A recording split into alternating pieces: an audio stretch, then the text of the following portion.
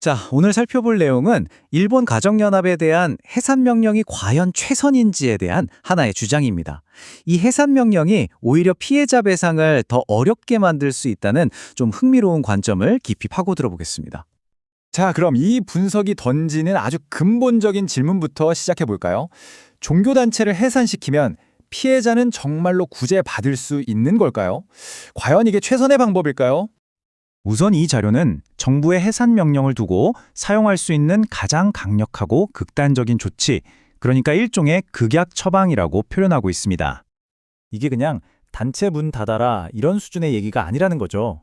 일본 헌법이 보장하는 아주 기본적인 권리, 종교적 결사의 자유를 직접적으로 건드리는 행위라는 겁니다.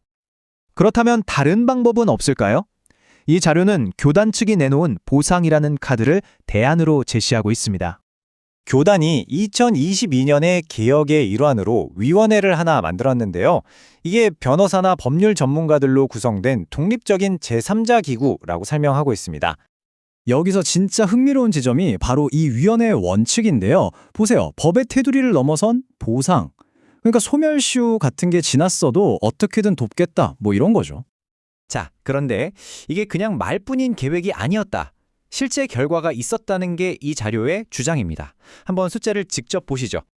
우선 전 친도 174명을 대상으로 한 집단 조정을 통해서요.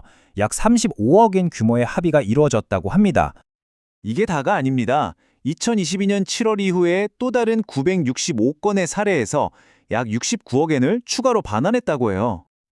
그래서 이걸 다 합치면 전 신도들에게 지급됐거나 지급하기로 한 총 금액이 무려 100억엔을 넘어섭니다. 달러로 환산하면 거의 1억 달러에 가까운 돈이죠. 엄청나죠? 자, 이렇게 구체적인 보상 액수가 나오면서 이야기는 이제 비례의 원칙이라는 아주 중요한 법적 논점으로 넘어갑니다.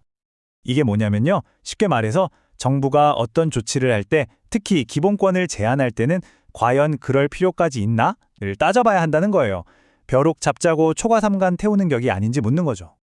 이 원칙에는 여러 단계가 있는데 이 자료가 특히 주목하는 건 바로 두 번째, 필요성입니다. 이게 최소한의 조치냐 이거죠. 그러니까 주장의 핵심은 이겁니다. 이미 피해자를 구제할 수 있는 시스템이 이렇게 돌아가고 있는데 굳이 해산이라는 가장 강력한 극약 처방이 정말로 필요하냐는 거죠. 이 필요성이 사라진다는 겁니다. 자, 이제부터가 이 주장의 하이라이트라고 할 수 있습니다. 어쩌면 가장 의외의 부분일 수도 있고요. 해산 명령이 가져올 수 있는 정말 예상치 못한 결과에 대한 이야기입니다. 여러분, 한번 생각해 보세요. 종교법인이 해산되고 나면 피해자 보상은 과연 어떻게 될까요? 언뜻 생각하면 자산이 풀려서 좋을 것 같지만 법적인 현실은 생각보다 훨씬 복잡하다고 합니다. 이게 바로 그 복잡한 현실인데요. 한마디로 청산 절차가 순탄치 않다는 겁니다. 청산인의 권한도 법적으로 애매하고요. 남은 재산이 피해자에게 가지 않고 교단 규칙에 따라 다른 곳으로 갈 수도 있어요. 심지어 일본 변호사협회에서도 이런 법의 허점을 지적한 바가 있다는 거죠.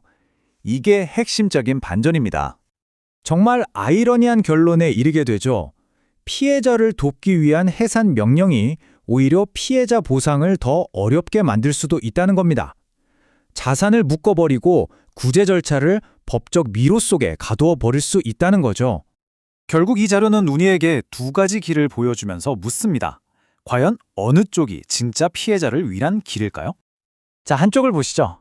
단체는 그대로 있지만 어쨌든 보상 시스템은 돌아가고 있습니다. 자산도 있고요. 다른 한쪽은요. 단체는 해산됐지만 남은 자산이 어떻게 될지 모르는 복잡한 법적 절차만 남게 되는 겁니다. 책임질 주체도 사라져버리고요.